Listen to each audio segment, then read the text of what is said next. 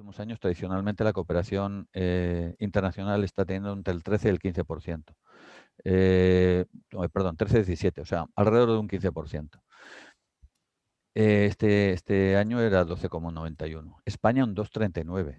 Eso es lo que destina de todo el porcentaje de salud de cooperación española. Y el conjunto de comunidades autónomas el 11,40, ¿no? Que está más cerca, también tiene que mejorar, pero desde luego no tanto como España.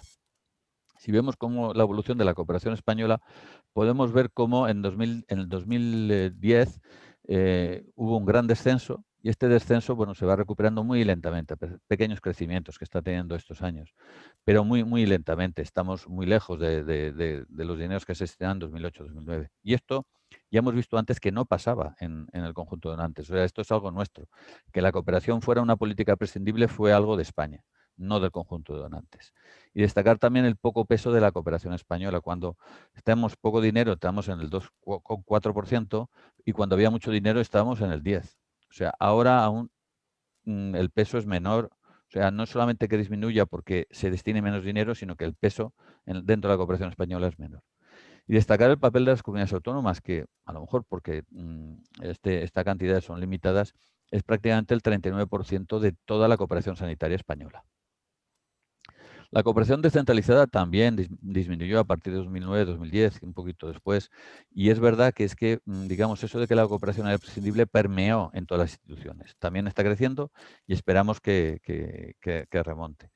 Si comparamos las distintas comunidades autónomas, cuánto dinero se destinó a ODE, bueno, tenemos las cifras absolutas y Extremadura destinó 8,2 millones. Es verdad que no podemos decir así si es mucho o poco. Si lo comparamos con los 57 millones de Andalucía nos parece poquísimo.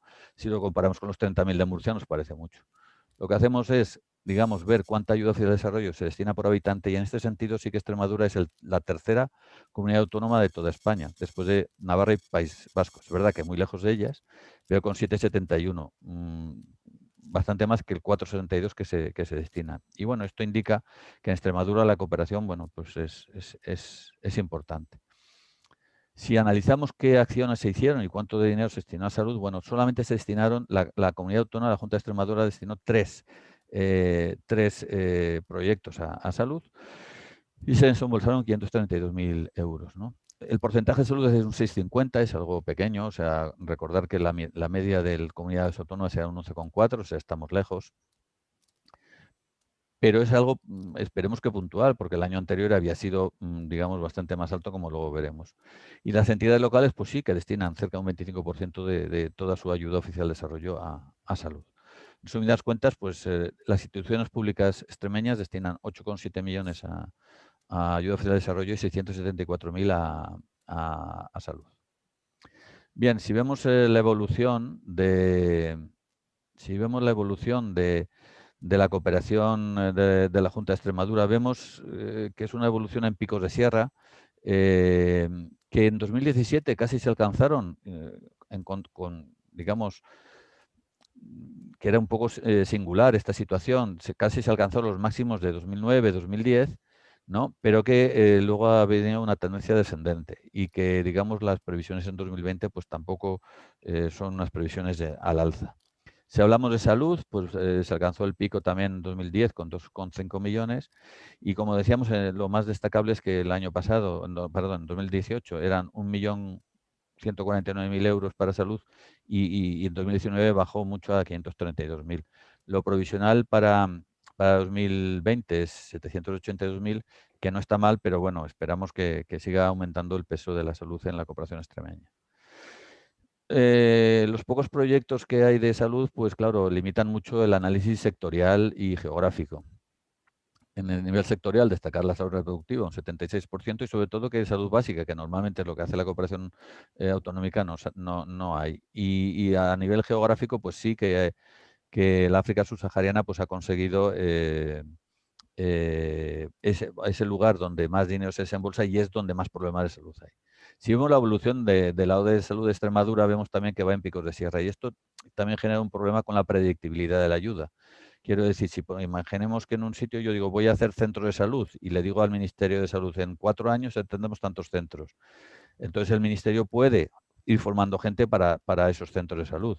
Pero si yo digo hoy tengo un centro, mañana no sé, y al día siguiente sí, y al día siguiente no, pues eso no permite esa formación, con lo cual el impacto de las acciones que tengas pues siempre son menores.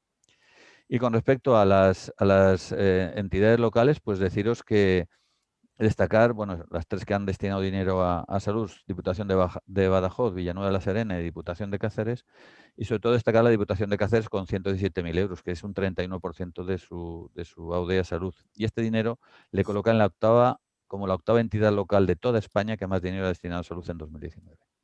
Y bueno, pues ya ahora doy paso a mi compañero de Médicos del Mundo. Muchas gracias. Gracias, Carlos. Gracias, Carlos.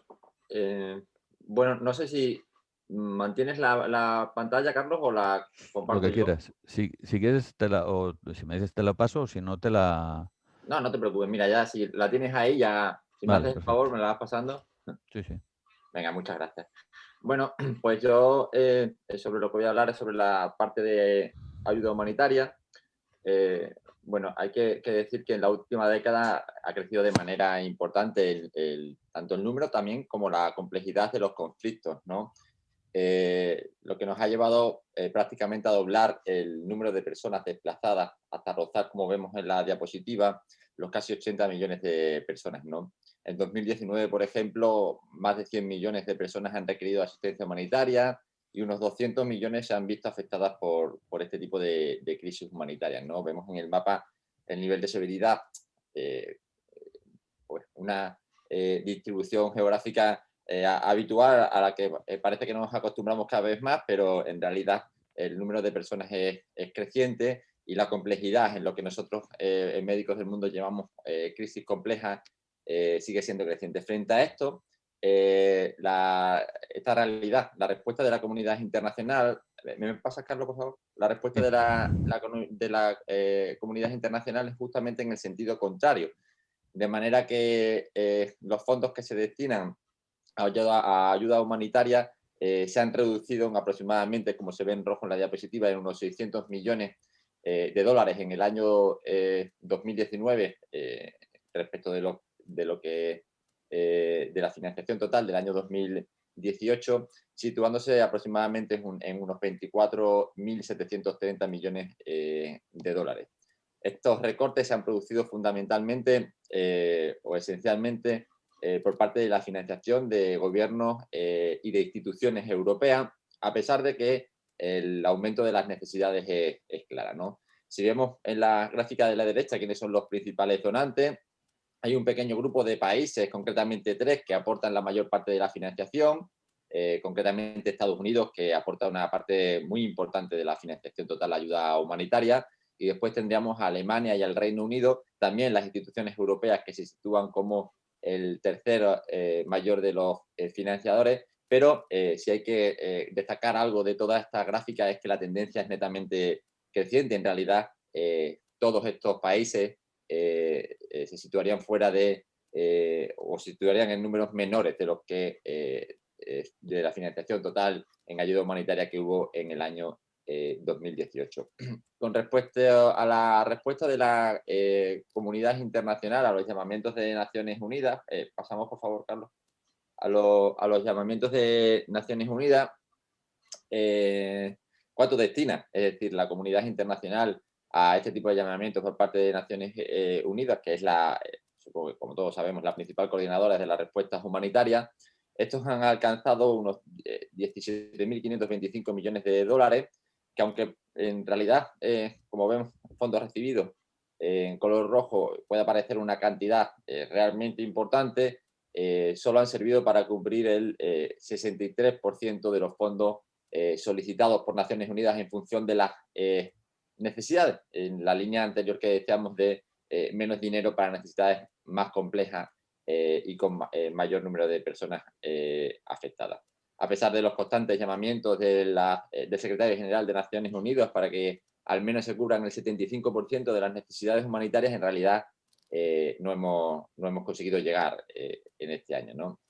Además, la llegada de la pandemia del COVID, que todos sabemos, comentaba el impacto que ha tenido anteriormente Carlos, ha supuesto un agravamiento de muchas de las crisis humanitarias, es decir, las crisis humanitarias que estaban antes del COVID siguen siendo igual del COVID, además se han visto acrecentadas, porque pues ocurre que se superpone a la frágil situación en la que muchos países se encuentran afectados por violencias, por conflictos o por emergencias climáticas per se, se ha sumado todo lo que ha venido derivado de la pandemia del COVID-19. Para responder a este COVID-19, en contextos complejos, Naciones Unidas lanzó un plan global de respuesta humanitaria COVID-19 y de los 9.490 que vemos en la gráfica de la derecha en azul de dólares que solicitó en diciembre de 2020 solamente había recibido 3.740 millones, lo que equivale aproximadamente al 39,3% de los fondos solicitados. Otra muestra, por ejemplo, de que la comunidad internacional no está siendo capaz de responder adecuadamente a los llamamientos que realiza Naciones Unidas en materia de ayuda humanitaria, es este, ¿no? Incluso en una crisis que nos está afectando a todos los países, no somos capaces, como ocurre en el COVID-19, de atender a los llamamientos de Naciones Unidas de respuesta de las crisis humanitarias. Por todo ello, es evidente, y en el informe se refleja bien, que nos preocupa que, especialmente en un contexto de pandemia como es el del COVID-19, se está manteniendo una tendencia, como decía anteriormente, netamente descendente de financiación de la ayuda humanitaria, y también nos preocupa sobremanera que se estén desviando los fondos de ayuda humanitaria a responder a la crisis COVID-19. Está claro que necesitamos responder a la pandemia de COVID, pero lo que planteamos es que esto no debe hacerse a costa de dejar desatendidos a los millones de personas que siguen afectadas por la crisis humanitaria, sino que lo que debe hacerse es buscar fondos adicionales. Seguimos teniendo, como decía anteriormente, las crisis igual, son crisis más complejas, tenemos menos fondos, se ha metido por medio de la pandemia y resulta que lo que aquí estamos diciendo es que necesitamos fondos adicionales, ¿no? Para luchar contra la COVID-19, porque seguimos necesitando los fondos para luchar contra o para financiar la ayuda humanitaria de problemas existentes. Con respecto a la situación española, cómo responde la cooperación española en su conjunto, ya sea Administración General del Estado y la cooperación descentralizada, cómo respondió en el año 2019 en el caso de la ayuda humanitaria. El importe destinado ha sido de 61,9 millones de euros, el 2,35% de la ayuda oficial al desarrollo total, y aunque en realidad, como vemos en la gráfica, representa un ligero crecimiento respecto del año 2018, pues es evidente que se mantiene siendo un sector residual dentro de la cooperación, solamente el 2,35%, muy lejana del 10% que destinan o que destinarían, que deben destinar los países del Comité de Ayuda al Desarrollo, y muy lejano del compromiso de la cooperación española reiterado en la Estrategia de Acción Humanitaria 2019-2016. Si bien es verdad que la ayuda humanitaria ha pasado de 55,8 millones en 2018 a 61,9 en este crecimiento que decíamos anteriormente en el año 2019, no podemos olvidar que el crecimiento más importante se ha dado sobre todo en la cooperación descentralizada, que crece aproximadamente alrededor de un 30%, pasando de 14,7 millones en 2018 a 20,5 millones en el año 2019. El principal incremento se ha dado fundamentalmente en las entidades locales, que han pasado de asignar 1,5 millones de euros a 5,7 aproximadamente, mientras que las comunidades autónomas también han pasado a subir ligeramente desde los 13,2 millones a los 14,7.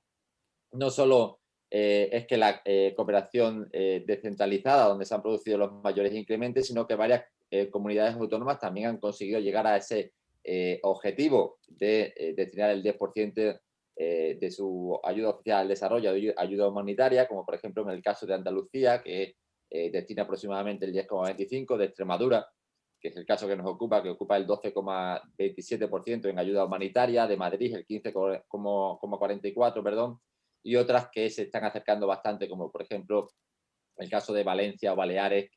Valencia está alrededor del 9% y Baleares alrededor del 8%, el 7,96%. En 2019, la ayuda humanitaria de la cooperación española en su conjunto, insisto, Administración General del Estado y entidades locales, comunidades autónomas, universidades, mantienen esa ligera tendencia al crecimiento, aunque siguen siendo incrementos muy modestos que no permiten responder de forma adecuada a las crisis humanitarias complejas que comentaba anteriormente a las que se enfrenta al mundo. ¿Hacia dónde vamos, no? ¿Hacia dónde va la cooperación española en ayuda humanitaria? Bueno, pues aquí vemos en la distribución geográfica de la ayuda humanitaria. Sigue teniendo una región prioritaria en Oriente Medio, seguida posteriormente por África, que crece ligeramente respecto del año 2018.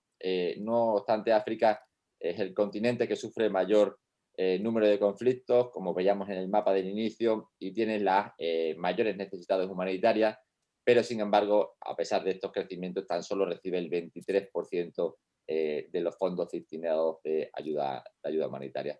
Por hablar sobre la cooperación extremeña en ayuda humanitaria, un poquito más de manera más específica, la ayuda oficial al desarrollo destinada por la comunidad de Extremadura a ayuda humanitaria asciende concretamente a, como se ve, 913.300 euros, lo que implica un ligero descenso de 182.000 euros aproximadamente respecto al año anterior.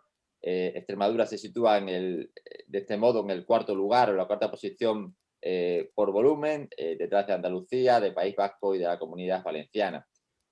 Por su parte, como comentaba anteriormente, el porcentaje de ayuda al desarrollo destinado por la ayuda oficial al desarrollo destinado por Extremadura a ayuda humanitaria es del 11,14%, comentaba anteriormente, situándose en el segundo lugar respecto del conjunto de las comunidades autónomas, tan solo por detrás de Madrid. Todos estos datos que he comentado suponen que Extremadura reduce ligeramente en 2019 el porcentaje respecto del año anterior, cuando dicha cifra se situó en el 11,41% del total, pero sigue cumpliendo con el compromiso de destinar más del 10% de la ayuda oficial al desarrollo de acción humanitaria, muy por encima de la media que decíamos anteriormente. Supera con creces la ayuda destinada, por ejemplo, por la cooperación española en su conjunto, que como comentaba anteriormente estaba en el 2,35%. En cuanto a las entidades locales, en el caso de Extremadura, un año más pues dejan sin financiar la ayuda humanitaria, y es decir que es la Junta de Extremadura la única administración financiadora de esta parte de la ayuda humanitaria. Con respecto de... ¿me pasas, Carlos, por favor? Respecto de la distribución geográfica, esto corresponde a la gráfica anterior. Si me puedes pasar, por favor. Exacto, gracias. Respecto de la distribución geográfica, en primer lugar figura el Líbano, seguido de la población saharaui y palestina, y en último lugar se situaría Mozambique con 160.700 euros. Dicha distribución coincide en líneas generales con la ayuda humanitaria descentralizada española, en la que Oriente Medio aproximadamente tiene el 40% de los fondos y África aproximadamente el 20% de los fondos como las principales receptoras de financiación, y seguidas por último por América Latina con aproximadamente el 7%. Aunque, insisto, no podemos olvidar que África es la región que sufre las mayores crisis humanitarias y que tiene las mayores necesidades humanitarias, por lo que quizás también debería aumentar su prioridad Extremadura respecto de esta región a la hora de financiar ayuda humanitaria. Bueno, yo por mi parte, pues nada, agradecer. Creo que quedan unas pequeñas partes de conclusiones que se las dejo a Carlos, y agradecer a todo el mundo la atención prestada.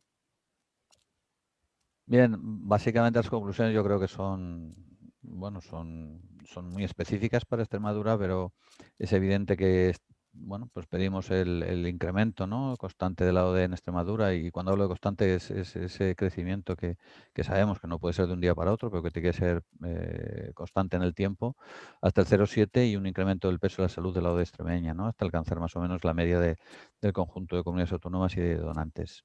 Seguir avanzando en una Agenda 2030 de manera participativa, donde las entidades sociales pues también tengan su espacio de participación, y bueno, y avanzar sobre la cobertura sanitaria universal, que como hemos dicho ese es el gran eje, tanto a nivel local en Extremadura como a nivel en los proyectos de cooperación, ¿no? Y cómo, pues fortalecimiento de los sistemas públicos de salud, unos sistemas públicos de salud que tienen que ser dinámicos para responder a las necesidades de la población, priorizando la atención primaria de salud, que es la que solventa el 80% de los problemas, y reforzando una salud pública que sería la que, sobre todo, ya no solamente tiene que hacerse esa labor de vigilancia epidemiológica, sino que tiene que estar en relación o tiene que intentar trabajar los determinantes de la salud, ¿no? Esos determinantes sociales, incluso comerciales de salud de los que hemos estado hablando. En nivel de acción humanitaria, pues al menos mantener ese 10% de acción humanitaria, de ayuda humanitaria. Y para el tema de la pandemia, pues entender que es una pandemia que es algo sobreañadido y que necesitamos una financiación de fondos adicionales, que no, lo que no podemos hacer es, digamos, financiar la pandemia o financiar problemas de la pandemia con otros problemas de salud, porque estos no han desaparecido, ¿no? Aunque sean invisibles, ¿no? Y estos serían un poco nuestras conclusiones. Agradecer de nuevo vuestra atención, vuestra participación, bueno, y estamos pues aquí dispuestos a contestar si tenéis alguna pregunta. Muy bien, gracias por su participación a Carlos Mediano, presidente de Medicus Mundi, y también por su participación a David Conde Caballero, vicepresidente de Médicos del Mundo. Muy bien, continuando con la secuencia, voy a dar presentación al señor José Luis Quintana Álvarez, alcalde de Don Benito. Su intervención es de 5 minutos. Adelante, José Luis. Bien, muchas gracias. Gracias, saludar a todos los presentes. Agradecer la invitación de Medicus Mundi que hace en este caso al Ayuntamiento de Don Benito a participar en esta presentación y en esta webinar sobre la salud en la cooperación en tiempos de pandemia. Y bueno, pues agradecer tanto a Carlos Mediano como a David Conde la exposición que han establecido. Sí que simplemente como recomendación, sería justo que las proporciones que realizan las comunidades autónomas se realicen en relación a su PIB. Ahí probablemente las cosas cambiarían enormemente si analizamos el esfuerzo que hace cada uno dependiendo de su PIB comparado con otro. Lo digo solamente como atención de la importancia que tiene. A veces uno puede hacer mucho esfuerzo, pero tiene un PIB mucho más alto, entonces el esfuerzo es menor que el que tiene un PIB más bajo y hace unos porcentajes menores, aunque en este caso Extremadura en su conjunto no sale mal parada. Las actuaciones que se llevan, en este caso yo hablaré desde el ayuntamiento, pues en estos momentos son momentos muy extraños, absolutamente difíciles, en el que en primer lugar nos hemos visto obligados a modificar todas las prioridades que teníamos establecidas. Lo que valía y lo que era urgente hace poco más de un año, pues ahora ha cambiado su nivel de valoración y otras cosas que no eran urgentes, pues también han conseguido tener un nivel distinto. Ahora hay que hacer una mayor atención a los necesitados y sobre todo, en primer lugar, pues incrementar la ayuda a esa demanda que hacen algunas personas que anteriormente no estaban. Es verdad que lo primero es la salud, pero no podemos descuidar la economía y en esa situación, bueno, Don Benito tiene la suerte que en materia económica el año agrícola ha sido bueno y el turismo es una parte relativamente pequeña de nuestro PIB. Por lo tanto, aunque es verdad que hay sectores que se han visto afectados como el de la hostelería, en su conjunto, pues la bajada del PIB nuestra es menor que en otros momentos. De todas formas, siempre resulta muy difícil el equilibrio entre la generación de riqueza y determinados compromisos. Yo siempre digo que se pueden tener muy buenas ideas, pero si no tienes dinero no las vas a llevar a cabo. Esa es la primera cuestión que tenemos que hacer y por eso tenemos que extremar la atención a la economía principalmente. La mayoría de las acciones pues, llevan aparejada el acompañamiento de los fondos de esas acciones.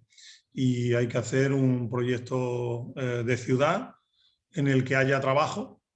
Cuando hay trabajo está la posibilidad de que cada persona pueda hacer su proyecto de vida, pero sobre todo si hay trabajo, lo primero que se nota en una institución, y en este caso también en el ayuntamiento, lo primero que se nota es un incremento en el ingreso. Y cuando el trabajo no existe, un descenso de los ingresos de manera automática. De ahí nuestra preocupación siempre por incrementar la calidad de vida de los ciudadanos, y la mejor forma de incrementar la calidad de la vida de los ciudadanos y de incrementar los fondos para poder ayudar, pues es precisamente que haya una generación de riqueza. Por otra parte, no podemos olvidar en ningún caso de que tenemos que ser una ciudad, en este caso Don Benito, donde es una ciudad muy solidaria, donde aparte de nuestros compromisos con UNICEF, con otro tipo de organizaciones, sobre todo, y lo más resaltable en nuestra ciudad, es el compromiso de las asociaciones y las ONG locales que tenemos, con una fuerte implantación en todos y cada uno de los sectores, y en esa medida nosotros lo que hacemos es ayudar a las organizaciones no gubernamentales y asociaciones que están establecidas en Don Benito, y de ahí viene la relación magnífica en este caso que tenemos con Médicos Mundi, donde la colaboración con el proyecto incardinado que tenemos que llevar a cabo de conseguir una ciudad amiga de la infancia, que es conseguir una ciudad amiga de la infancia es apostar por una ciudad del futuro, y de ahí vino aparejado pues convenios como realizamos el año pasado de Aprendiendo de la Igualdad de Género para la convivencia justa, solidaria y sostenible. Yo creo que tenemos que seguir avanzando, son momentos muy complicados y donde, como decía al principio, la prioridad de los fondos se ha visto modificada en muchos casos, y eso nos ha visto en la obligación de establecer pues cambios de lo que teníamos previsto a lo que hemos podido hacer posteriormente.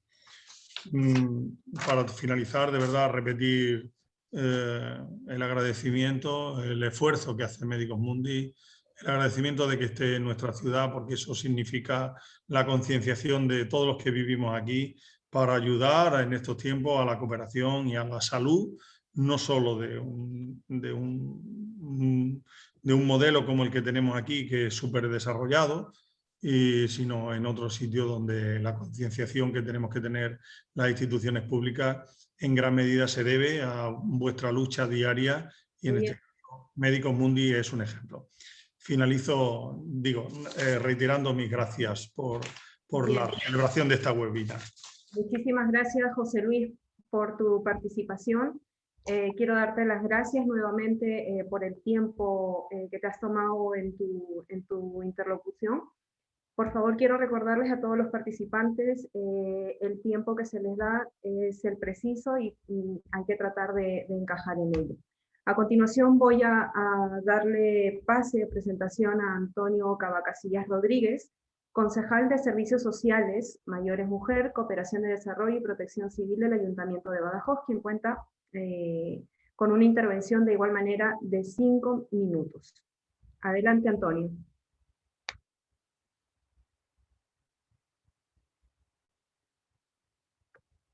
Antonio. Sí, buenas tardes. Bienvenido, Antonio. ¿Me escucháis? Muchísimas gracias. Yo quiero dar las gracias primero a Médicos del Mundo por haberme dado la posibilidad de estar aquí, de haberme enviado ese informe tan detallado sobre la salud y la cooperación al desarrollo y la acción humanitaria. Gracias a los participantes también en este webinar, y sobre todo pues, darles desde aquí, desde la ciudad de Badajoz, pues, nuestro respaldo y todo lo que ellos puedan necesitar para contribuir de aquella manera en algo tan importante como es la ayuda a los demás y la salud. Siempre se suele decir que cuando la economía va muy bien, pues los servicios sociales y la cooperación al desarrollo parece que están un poco escondidos. Y todo lo contrario ocurre cuando la economía va mal, pues los servicios sociales y la cooperación al desarrollo pues parece que estamos de moda. Yo no creo que deba ser así. No creo que deba ser así, y debemos estar siempre presentes y trabajando día a día para evitar situaciones graves que nuestra sociedad pueda redundar pues, con las crisis económicas, o ahora también redunda con la crisis pandémica, y de hacer también un esfuerzo importante cuando la economía, por lo tanto, va bien. Hemos visto en las gráficas que nos ha presentado Carlos Mediano y que están recogidas también en el informe, pues estas situaciones en las cuales se ve claramente cuando hay un impacto de la economía en los países, cómo se reducen las cuantías destinadas a cooperación al desarrollo. Y también hemos visto esa necesidad de generar fondos adicionales que comentaba David Conde en su presentación. Y por lo tanto yo creo que lo que deberíamos hacer es tener un músculo importante, una especie de depósitos, de ahorros, para que cuando la economía va muy bien, tenerlos para cuando la economía pues va peor y no tener que perder esas cuantías necesarias para los proyectos de cooperación al desarrollo y destinarlos de una manera, pues cuando suceden esas situaciones denominadas extraordinarias o esas crisis humanitarias complejas que nos hablaba David. Muchas veces lo que redunda en las instituciones públicas es una falta de gestión. Muchas veces nosotros decimos que no es una cuestión solo de necesidad, sino también de tener a los mejores gestores en las mejores situaciones para abordar no solo en cuanto a la economía va bien, sino también cuando la economía va mal, que ahí es donde realmente se necesitan a la mejor gestión. Es verdad, como dice José Luis Quintana, que la pandemia lo ha cambiado todo. Que yo creo que nadie sabía lo que iba a suceder. Hemos visto esa situación de crisis económica derivada de la pandemia y el difícil equilibrio, que también ha apuntado José Luis, entre lo que es la economía y la salud. Y esas situaciones son muy complejas de abordar. Pero como decía anteriormente, si somos capaces en las situaciones de economía favorecedora de gestionar recursos para luego disponer de ellas cuando la economía no va tan bien, podremos generar una gestión integral de lo que realmente es necesario. Y además que el informe lo comenta, la importancia de la salud, ¿no? del desarrollo por la mejora de la salud de todos los países. Que si los distintos habitantes de ciertos países o de muchos países en vía de desarrollo no tienen esa situación, pues difícilmente van a poder abordar situaciones de mejora en la economía de sus países. Nosotros tenemos en el Ayuntamiento de Badajoz 16 proyectos de cooperación al desarrollo. Y encima en este año tan complejo hemos podido hacer una cuestión, pues lo más fácil para nosotros, reducir la cuantía o incluso hasta quitarla por completo. Pues hemos hecho todo lo contrario. Hemos destinado más fondos todavía para la cooperación al desarrollo, porque nos basamos en un principio que es básico, y es el principio de solidaridad. Y es un principio que vemos que si nuestro país va mal por la pandemia y la crisis económica, pues imaginemos otros países que necesitan mucho más ayuda. En el último Consejo Municipal de Cooperación al Desarrollo, además invitamos a todas las entidades y asociaciones que están presentando los proyectos con nosotros a dar visibilidad, a realizar acciones de visibilidad, porque muchísimas veces las personas no conocen este tipo de proyectos, no saben hasta dónde pueden llegar. Nosotros hablábamos de exposiciones, o bien en la calle, que pueden ser bastante favorecedores por el tema de los aforos de salud pública en estos momentos. ¿Por qué? Porque entendemos que es clara esta opción de visibilidad. Se llega a entender los proyectos, se llegan a valorar, se llega incluso a aprender y luego incluso los podemos compartir, los podemos difundir y podemos atraer a todos los habitantes de la ciudad a conocer qué proyectos estamos trabajando desde el Ayuntamiento de Badajoz gracias a las entidades, a las distintas ONG que están presentes con nosotros. Hay países que muchos de ellos tienen ya además otras patologías. Es que el COVID es una más.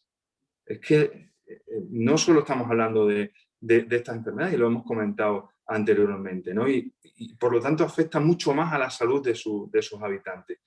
Es una enfermedad que genera además mucha mortalidad y por lo tanto aquellos países que necesitan más recursos pues tienen que disponer de ellos, porque si no va a ser imposible que continúen con esa necesidad de expansión.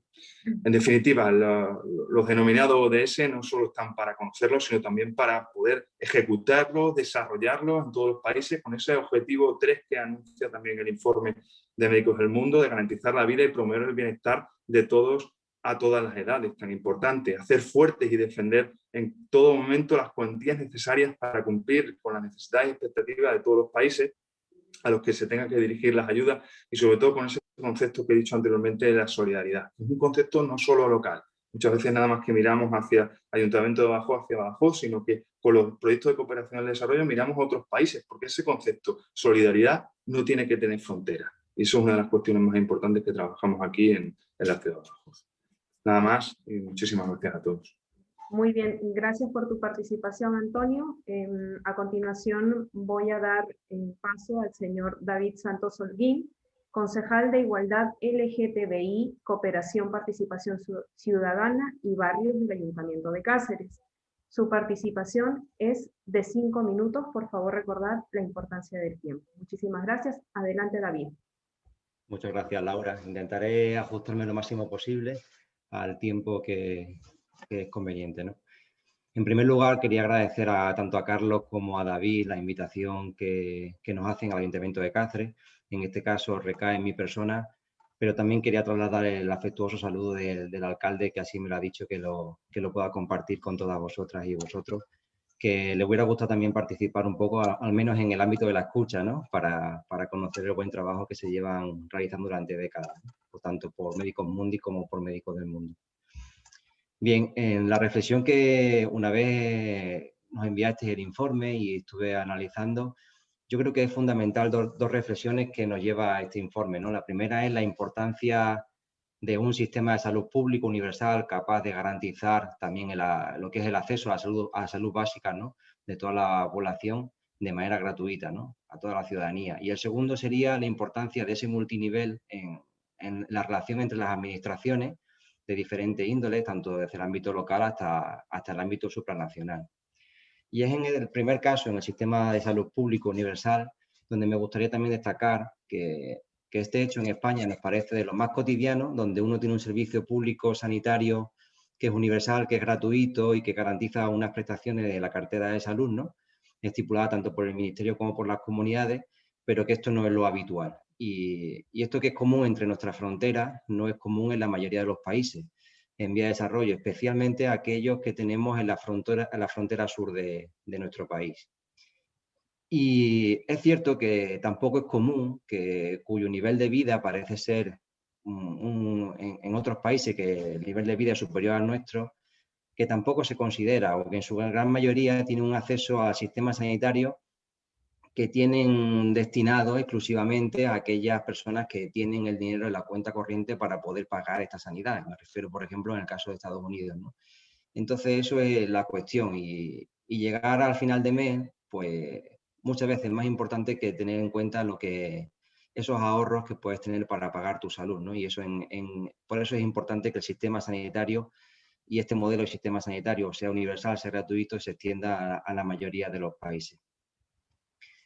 Porque precisamente la pandemia que tenemos encima, ¿no? Nos ha demostrado también las diferencias sociales y estas diferencias económicas y esa doble vertiente entre aquellos que podían tener una precariedad en el ámbito laboral, pero que también tenían una precariedad en el acceso a todos los servicios, ¿no? Aquella zona donde las personas que han padecido el COVID-19 y si observamos los índices que hay entre la pobreza donde viven, la zona más humilde, atado a la esclavitud, tanto laboral como de la propia vida en todas sus facetas, ¿no? Era muy diferente frente a situaciones similares donde aquellas personas que tenían cubiertas al menos el ámbito de la seguridad laboral, ¿no? Y eso es lo que más sufrimos o lo que vimos cuando este planeta se apagó. Este planeta acabó todo el mundo confinado y se ha visto en Brasil, se ha visto en Argentina, se ha visto en otros países que podían conocer un poco similares a España, pero que no era así. Y el segundo punto que hablaba en principio de mi intervención sobre la importancia de esa interrelación multinivel entre administraciones de diferentes índoles y que debemos tomar esta pandemia como un aprendizaje para el futuro y que sigamos teniendo esos puntos de conexión tanto entre entidades locales, que son los municipios y las diputaciones, como también gobiernos autonómicos, el gobierno del Estado central y aquellas instituciones que sean de ámbito supranacional.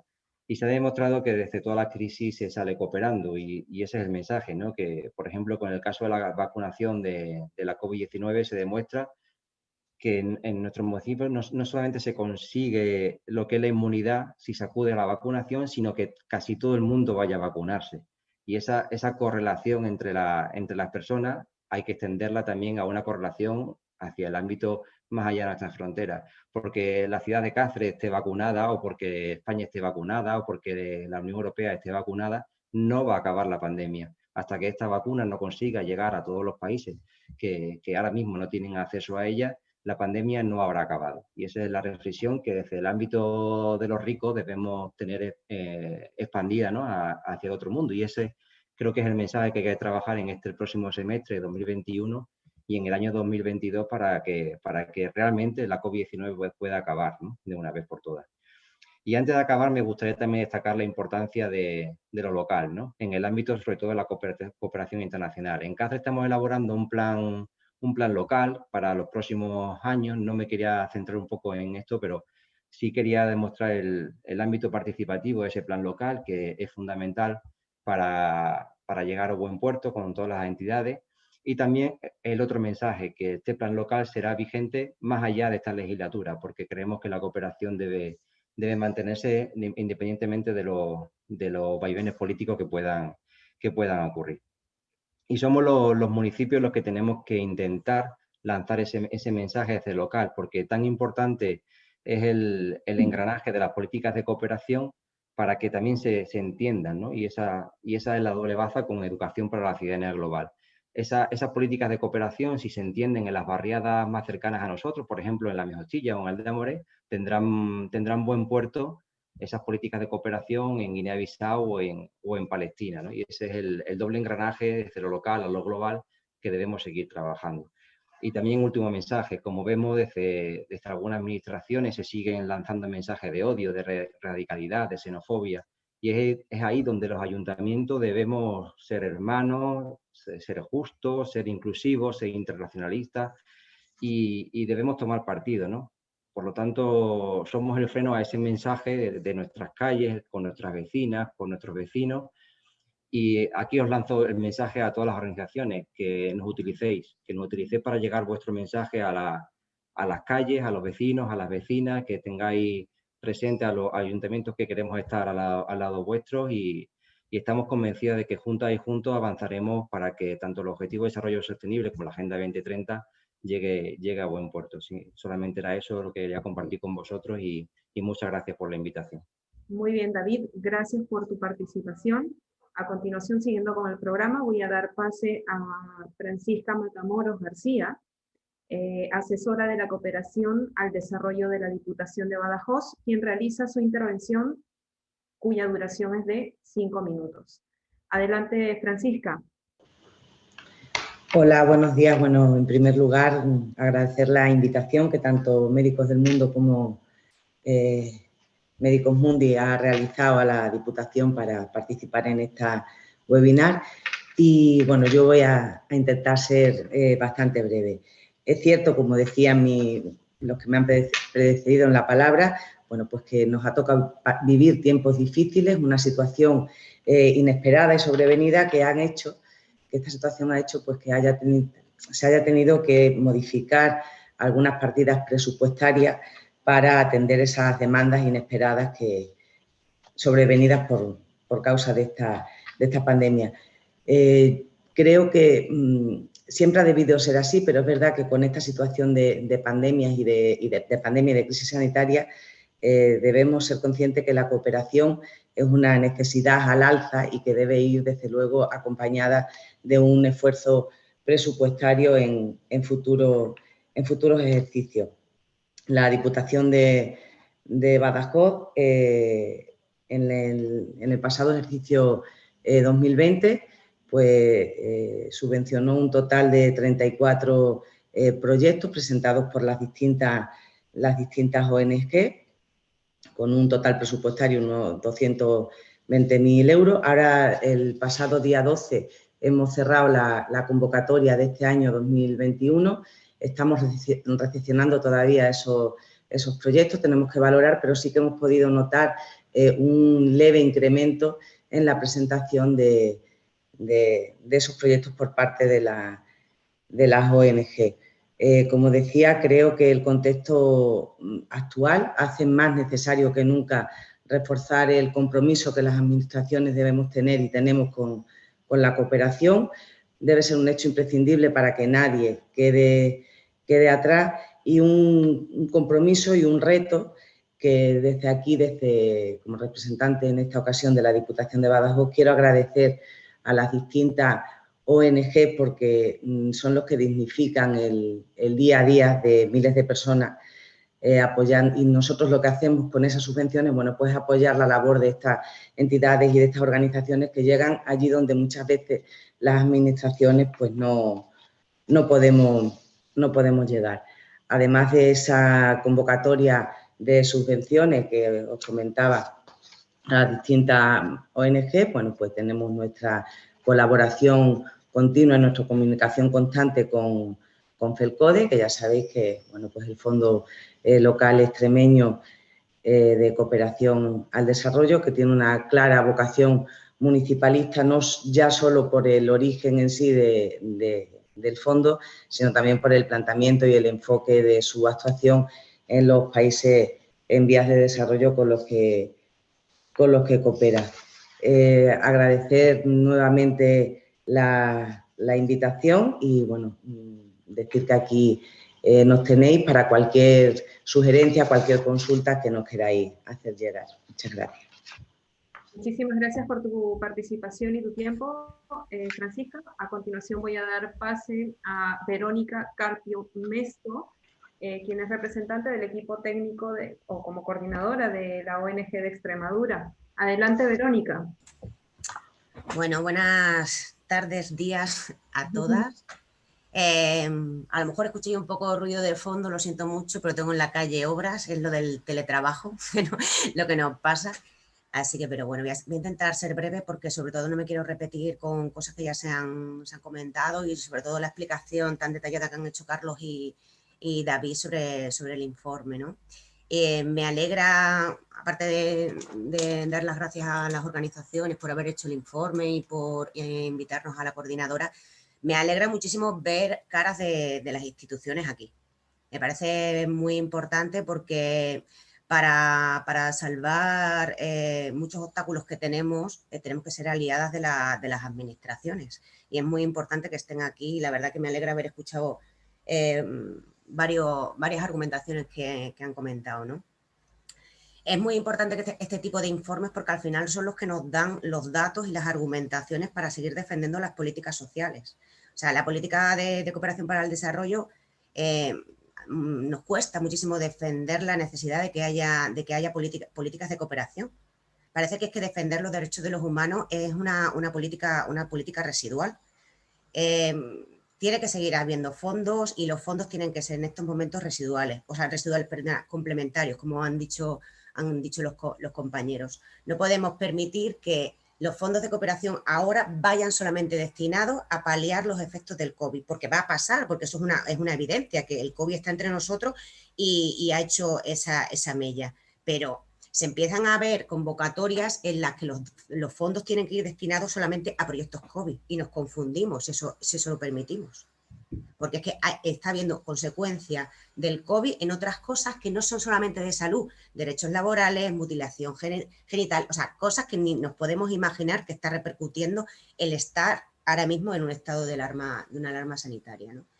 Y una de las cosas que también nos preocupa muchísimo desde la coordinadora y es nuestro trabajo también de incidencia, no solamente por defender políticas de cooperación y que haya intervenciones de calidad y que tengan una base económica para poder llevarlo. Una de las cosas que nos preocupa muchísimo ahora mismo es la cultura del odio que está habiendo, que ya David Holguín lo comentaba en su argumentación.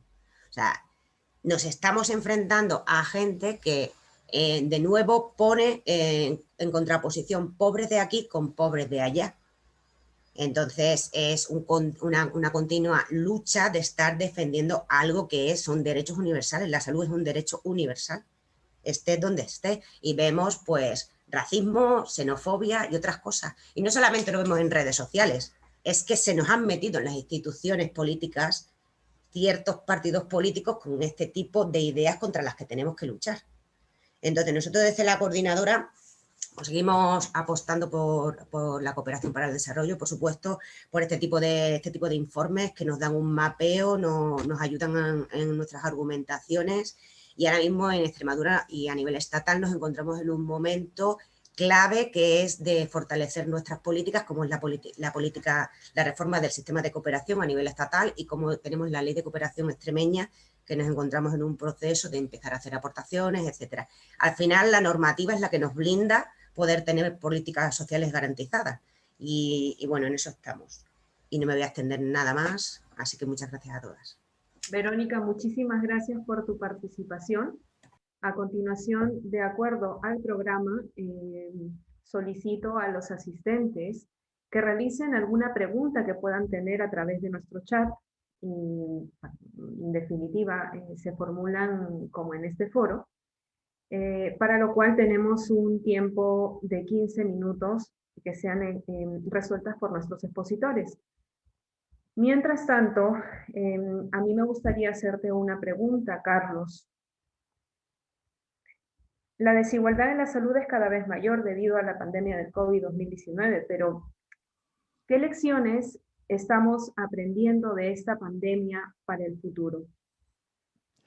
Hombre, yo creo que hay, bueno, habría muchas, pero yo creo que hay 2 o 3 que ya las hemos mencionado de alguna manera. Una de ellas es los objetivos, los ODS, los Objetivos de Desarrollo Sostenibles, fueron una gran idea para trabajar y, sin embargo, yo tengo la sensación de que esa manera de trabajar integral e integrada no lo hemos acabado de hacer. O sea, seguimos haciendo el sector salud por un lado, el sector género por otro, y estamos viendo con esta pandemia, ya lo hemos comentado, ¿no?, cómo se interrelaciona con la economía, con la protección social. Incluso yo os comento que estoy con la evaluación de la OMS, del Reglamento Sanitario Internacional, y hemos intentado incorporar el tema de los derechos humanos, como las medidas que ha habido de distanciamiento social, etcétera, etcétera, se han utilizado en algunos países para vulnerar derechos de las personas, ¿no?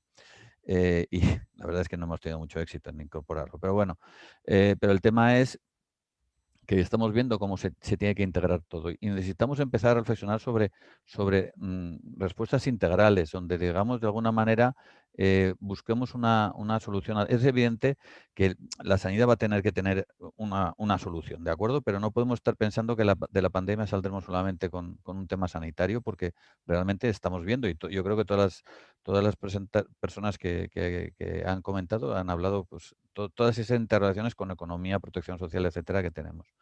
Eso es una de las cosas. Por otra parte, yo creo que la segunda cosa, a nivel sanitario específicamente, que nos ha enseñado es que no estábamos preparados y que necesitamos sistemas de salud dinámicos que puedan ser adaptativos a nuevas realidades y que se fortalezcan esos sistemas públicos de salud, que son los garantes de la equidad, que se trabaje la atención primaria de salud como prioridad, porque la atención primaria de salud soluciona el 80% de los problemas. Y es más, posiblemente ya no solamente es que aquí sea la puerta de entrada de la población, sino que tendría que ser la puerta de entrada del sistema a la población, no de la población al sistema. De que el sistema se abriera para que la participación de la población fuera mucho más amplia, que ha habido poca.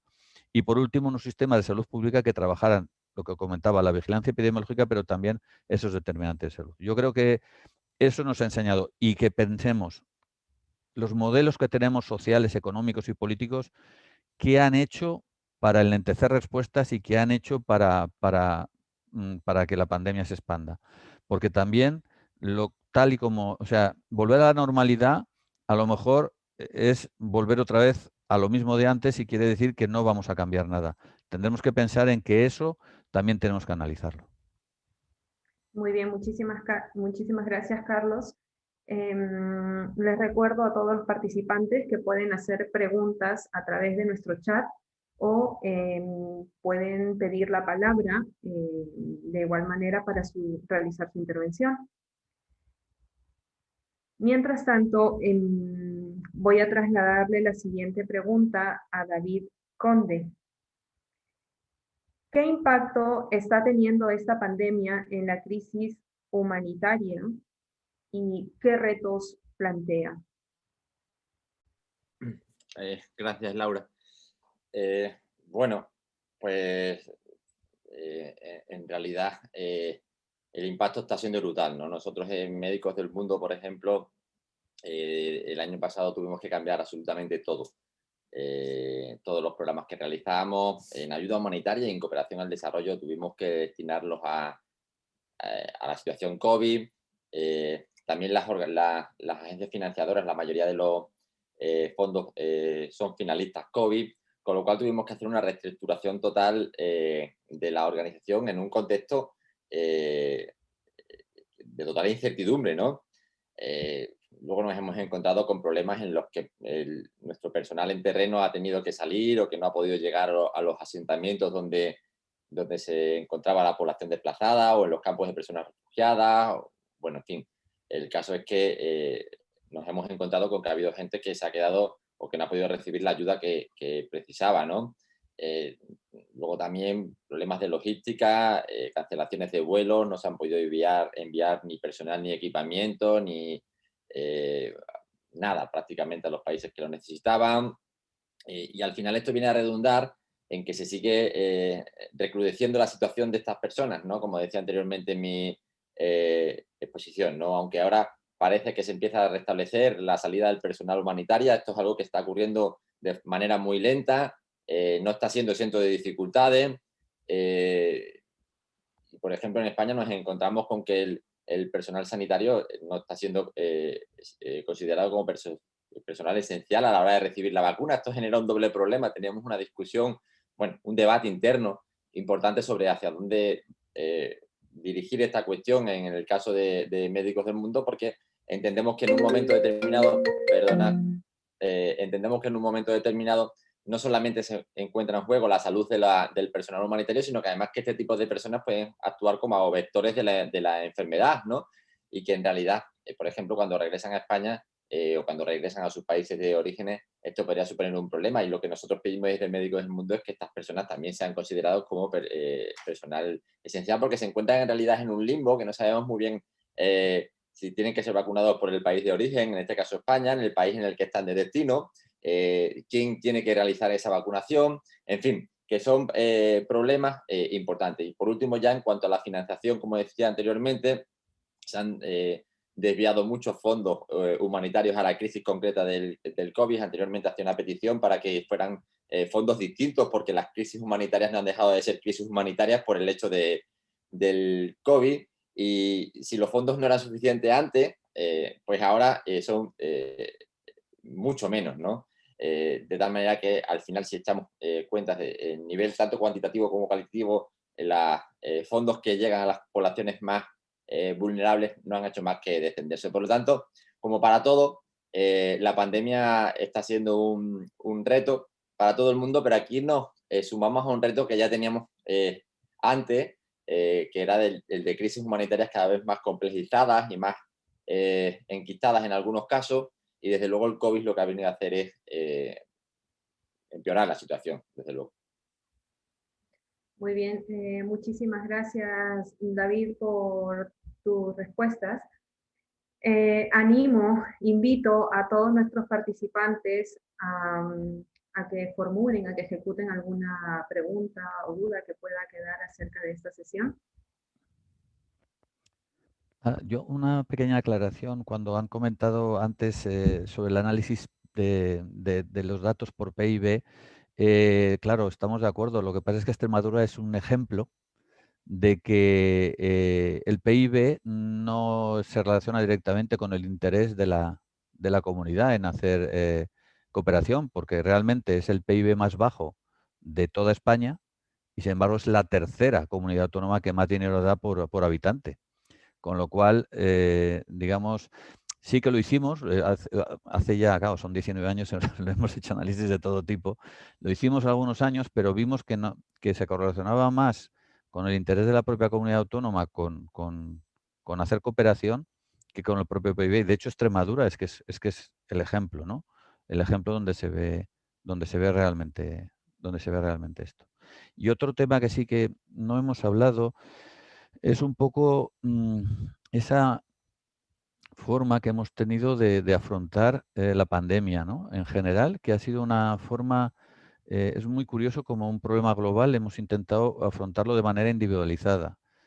La Unión Europea ha hecho sus esfuerzos por hacer algo para Europa, solo para Europa, pero por ejemplo, hay aspectos que no, esa especie de competitividad, por ejemplo, cuando hubo en la compra de mascarillas, de eso, ¿por qué pasaba? ¿No? Lo que hablaba de la raíz del problema.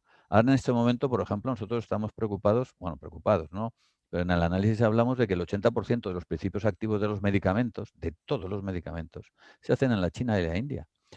Si en un momento dado hay cualquier tipo de crisis en esos dos países, nos vamos a encontrar con un problema de medicamentos en todo el mundo. Porque, digamos, el modelo económico que tenemos es un modelo económico que es a crecer, a crecer. El crecimiento es infinito, las empresas crecen para todo sin tener en cuenta las consecuencias. Y a eso me refería al análisis de los modelos que estamos teniendo, ¿no? Que pueden tener, digamos, pues como se ha visto aquí, pues puede tener consecuencias en el futuro. Y eso es un poco lo que tendremos que analizar también. Muy bien, muchísimas gracias por tu participación, Carlos. David, te hago llegar una pregunta que es la siguiente. ¿Qué aprendizajes de pandemias anteriores como la del cólera o el ébola se pueden trasladar a esta?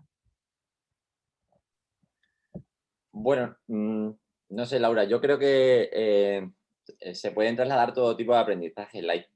En realidad, en la historia de la humanidad nos parece que lo que estamos viviendo ahora con el COVID es una cosa nueva o distinta y quizás se nos olvida que la historia de la humanidad es la historia de las pandemias y de las epidemias. No hay que irse muy lejos en la historia. Desde el año 1918 con la gripe española, hemos pasado por todo tipo de pandemias, como la del SARS, que recordaremos, o algunos tipos de brotes, de distintos tipos de gripe.